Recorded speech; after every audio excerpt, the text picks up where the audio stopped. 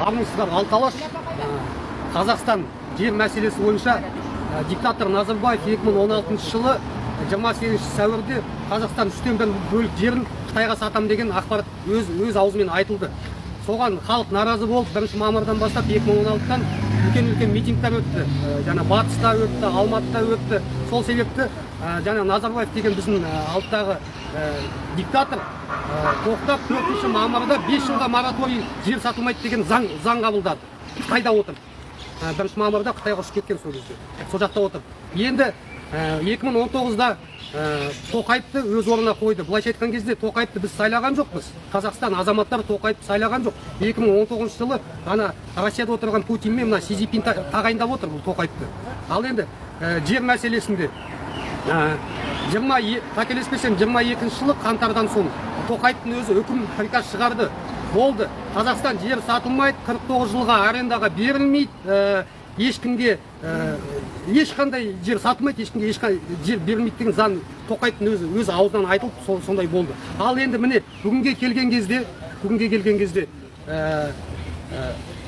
мына қазір мына Түркістан облысында 50 000 гектар жер Қытайға сатылып кетіп отыр 49 жылға.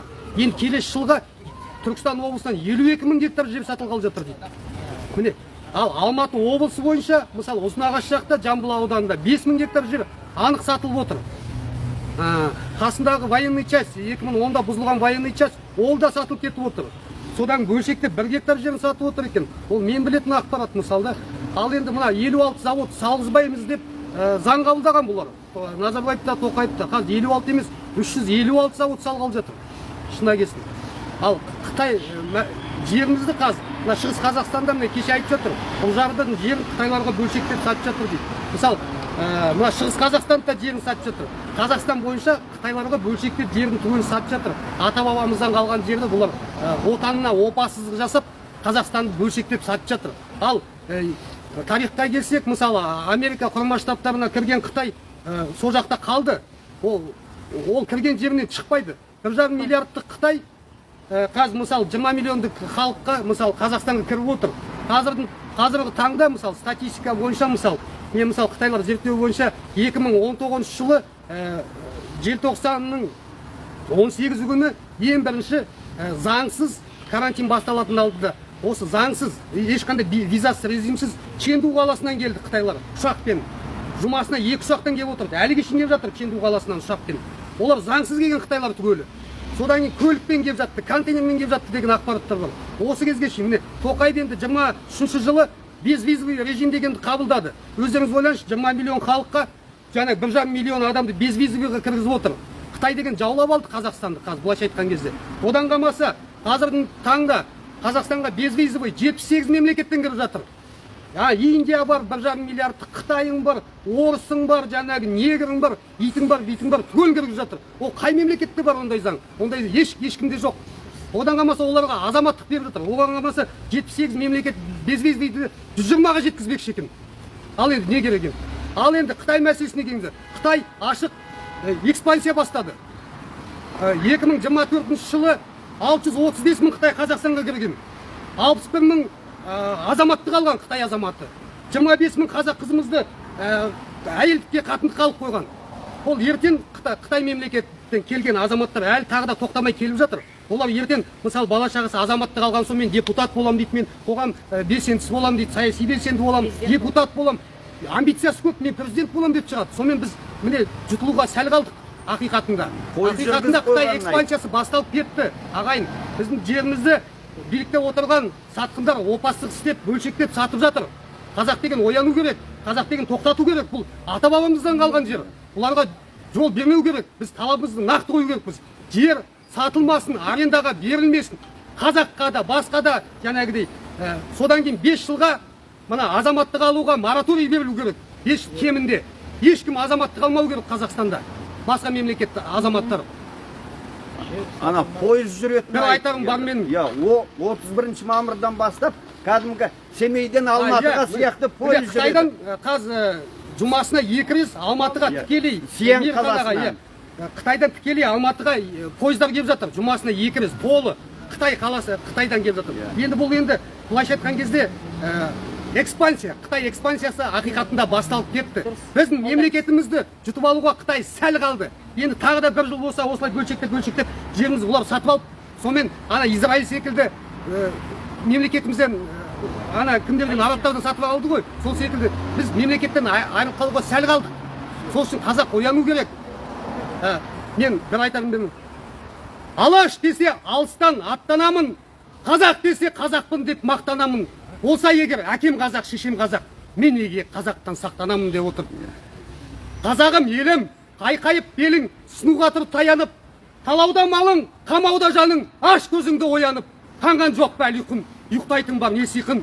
Оян қазақ, оятуға тырысам, масқара ғой қазақ бола жығылсаң, дақ келтірме қазақ деген есімге, ақиқатты айтқан сөзді ұнсаң, тақта отыр ібіліс пе шайтан ба, енді маған жол қалмады қайтарға. Ей жігіттер, ояныңдар ендігі, сөз қалмады айтарға. Сұсамайды мен енді қубас күн, басым дейіп бұдан әрі тұрмаспын. Ата бабам қорғап қалған кең далам, Қытайлардың емес шығар төсегі, біліп жүрсін әрқайсысы, қайда жүргенін шамалы. Қайын тұрада бұл елдің досына алтын табағы, жауынан айза садағы. Қазағым сендер ренжіткен ажалың ғана табады. Жақында ғана 5 бауырың бірігіп 100 Қытайды сабады. 1000 баламыз біріксе әлемді жаулап алады. Алға Қазақстан, алға қазақ елі, күш бірлікте біз біріксек алынбайтын қамал жоқ. Тек алға. Әңгіме бұла, құрметті айналайын ағайындар, қазақтар. Біз мұна бүгін ана 5 қазақтың 5 белсендінің сотына келіп отырмыз. Мұна соттар құйтырға әңгімеге басып, біздің қазақты ақымақ қып жатыр.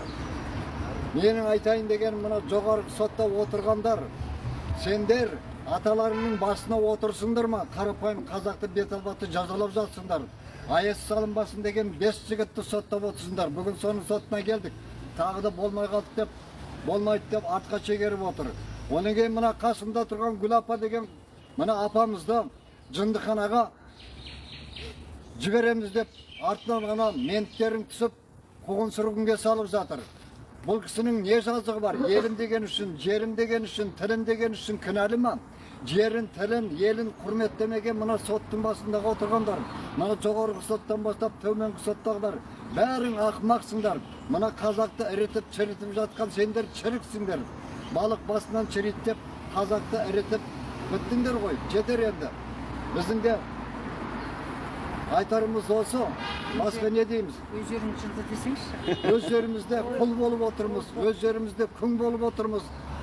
Артық ауыз сөз айтсақ бәлеге қаламыз. Сендер не болып бір жатсыңдар?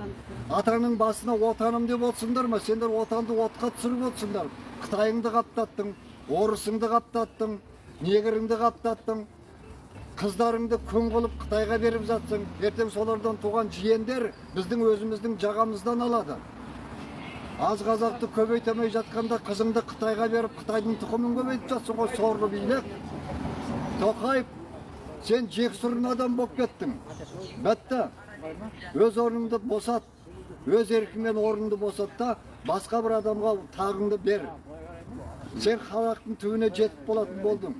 Беру емес, кет де өзіміз сайлап аламыз ғой. Бәтті, сен кет, орныңды босат, сен сүйкімің кетіп қалды. Мына сенің арқаңда сотыңда сүйкімсіз жексұрын, прокурорыңда сүйкімсіз жексұрын, милицияларында сүйкімсіз жексұрын, дәрігеріңде, мұғаліміңде жексұрын болып кетті бәрі мінекей. Бәрі өз, жаңа бір тамағым, Құдай өзі көрсін, бір татағымда өмір сүріп жатыр бұл сорлы қазақ.